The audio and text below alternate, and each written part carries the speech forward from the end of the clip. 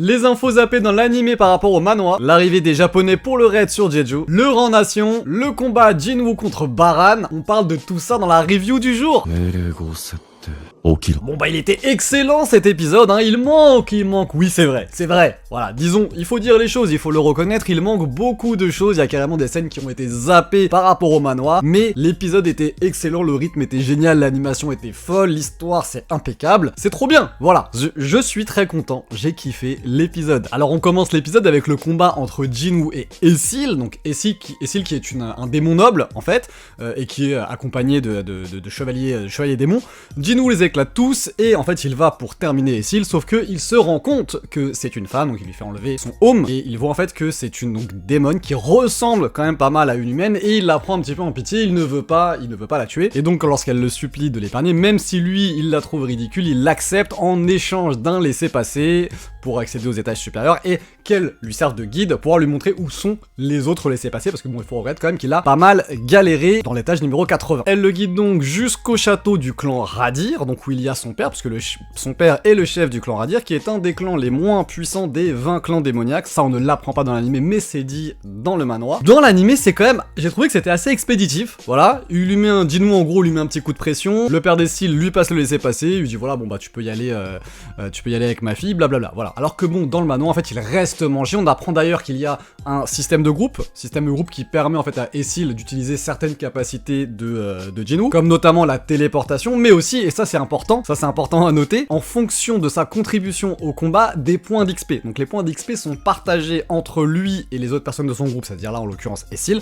en fonction de ce qu'elle aura apporté pendant le combat. Et ça je trouve que c'est super intéressant parce que dans l'anime, on te montre effectivement un Sung Jinwoo extrêmement protecteur envers Essil, on se dit voilà le mec est vraiment gentleman, vraiment sympathique, alors qu'en réalité, quand tu lis le manhwa, et ben tu vois que c'est simplement pour rafler tous les points d'XP.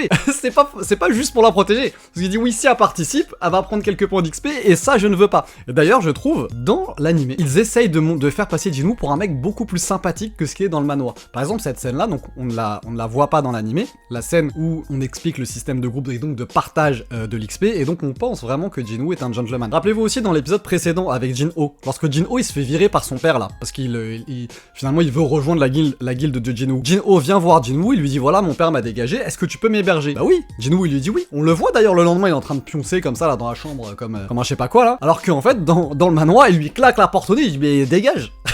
Viens pas, même pas, il lui dit même pas dégage, il répond pas, bim, il lui claque la porte au nez, et on apprend le lendemain, lorsque Jin-Oh l'emmène en voiture au niveau de la forteresse démoniaque, on apprend qu'il a dormi dans un motel, voilà, et là pareil, on te fait croire que le mec, en fait, la protège, parce qu'il a bon cœur, etc., par noblesse, alors que non, c'est pas qu'il la protège, c'est qu'il l'empêche de se battre pour rappeler l'XP, c'est pas la même. Ça m'a fait pas mal rire lorsqu'il voit le père, et donc que le père lui dit oui, bon ok, vas-y, je te passe le laisser passer, y a pas de galère. À ce moment-là, Jinwoo qui veut qu'Essil lui serve de guide, lui dit voilà, je prends aussi ta fille.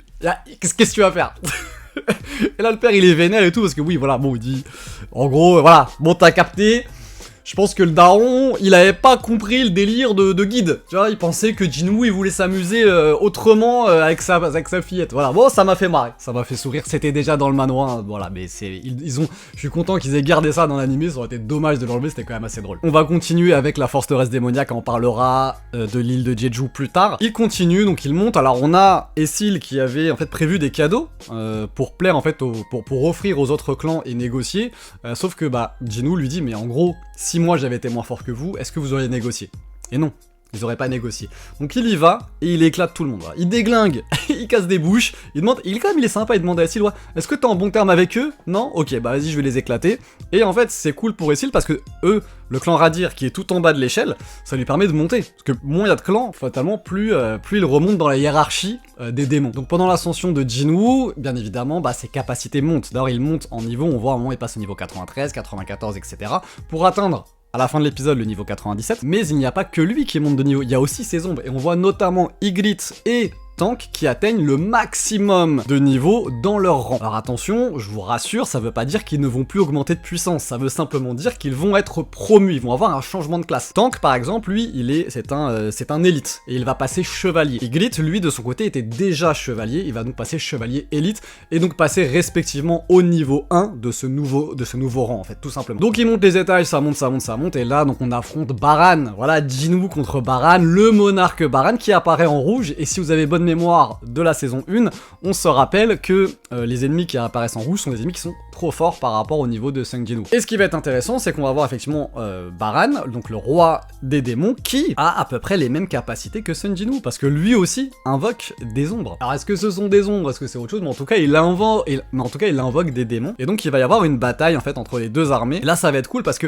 enfin on a un combat où il y a de la tension. Parce que je suis désolé, mais il n'y avait pas de tension avant. Il n'y avait pas de tension, on savait très bien que Jinwoo roulait sur absolument tout le monde, et même qu'on a voulu nous mettre de la tension, en réalité il n'y en avait pas, et c'était sûr que Jinwoo allait gagner. Là vraiment, Jinwoo est en difficulté. Parce que le truc qui est un petit peu embêtant, c'est qu'effectivement, tant que Jinwoo a du mana, là, sincèrement il est intestable. Il est intestable, et une fois que tu te dis, bah dans l'inventaire, il peut avoir des potions qui lui régénèrent son mana, qu'est-ce que tu veux faire contre lui?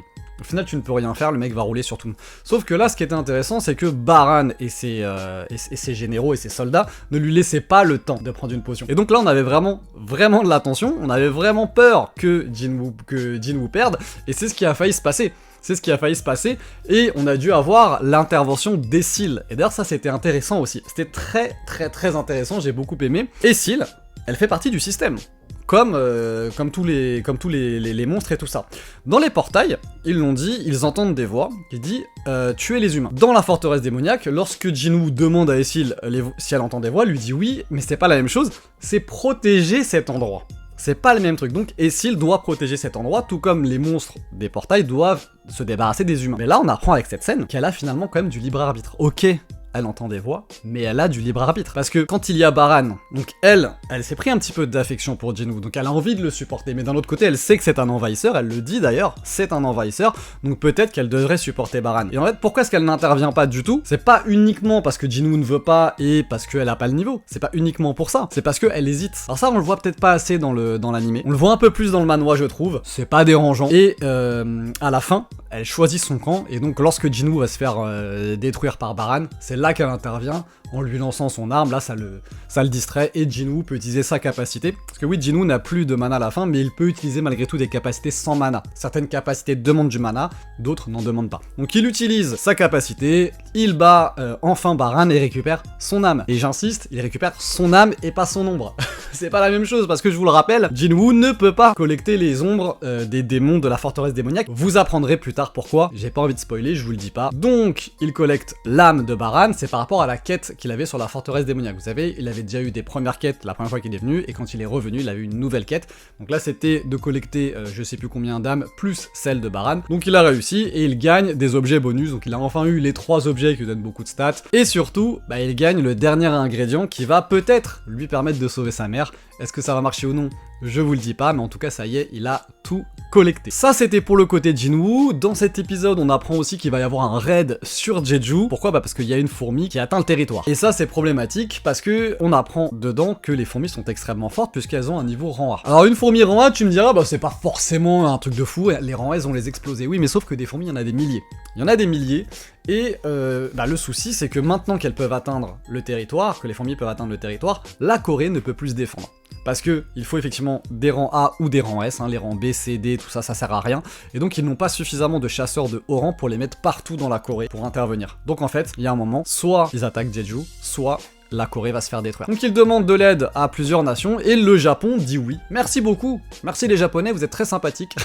Alors le Japon dit oui dans l'animé pour dire, parce que voilà, bon, les fourmis pourraient aussi attaquer le Japon, mais en réalité, il n'y a pas que ça. Le maître de guilde de la guilde japonaise, en fait, souhaite devenir rang nation, et c'est pour ça, c'est très égoïste en fait, sa participation au raid de Jeju, c'est que pour être rang nation, alors rang nation pour ceux qui ne savent pas, parce que ce n'est pas évoqué dans l'animé, alors que pourtant ça a été évoqué plusieurs fois à ce niveau-là dans le manhwa, rang nation c'est au-dessus de rang S, voilà. Et pour être promu rang nation, il faut avoir fermé un portail de rang S, et il se trouve que le portail de l'île de Jeju est un portail de rang S. Dans l'animé, il y a quelque chose qu'on ne voit pas, qui m'a énormément surpris, c'est que Wang souhaite faire partie du raid de Jeju, et un rang nation va venir voir Gogun-i pour lui demander d'interdire l'accès au territoire coréen pour Wang. C'était déjà fait, voilà, Gogun-i l'avait déjà fait avant. Malheureusement, ce rang nation ne participera pas au raid de Jeju, parce que voilà, il sous-entend qu'il aurait pu participer si la Corée avait payé. On imagine que les sommes sont astronomiques et que la Corée ne peut pas se permettre de payer. L'épisode était vraiment impeccable, j'ai beaucoup aimé, et on sait que la suite va être masterclass encore. J'attends avec vraiment beaucoup d'impatience l'arc Jeju, on verra ça bientôt. Un superbe épisode, je vous dis à la semaine prochaine, c'était le Shogun. Shogun. Tchuss.